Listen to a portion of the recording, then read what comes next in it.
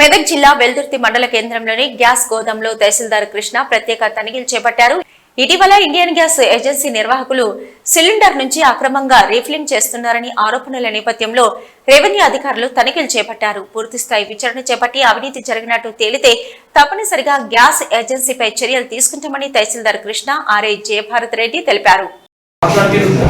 ఈరోజు వెల్దుర్తి మండలంలో వెల్దుర్తి గ్రామంలో ఉన్నటువంటి ఇండియన్ గ్యాస్ గోడౌన్ని విజిట్ చేయడం జరిగింది. మండల గిద్దవరు నేను అక్కడ గ్యాస్ సిలిండర్లో గ్యాస్ని వేరే సిలిండర్లోకి మార్చుతున్నారు అని వచ్చినటువంటి ఆరోపణ పైన విచారణ చేయటం జరిగింది. దాంట్లో భాగంగా అక్కడ ఉన్నటువంటి గ్యాస్ని ఆ పేమెంట్ తోటి పరిశీలించగా అక్కడ ఉన్నటువంటి పేమెంట్ని అన్నీ కూడా గిరిదవరు నేను వెళ్ళి ఓనర్ని పిలిచి ఓనర్ సమక్షంలో పరిశీలించడం జరిగింది.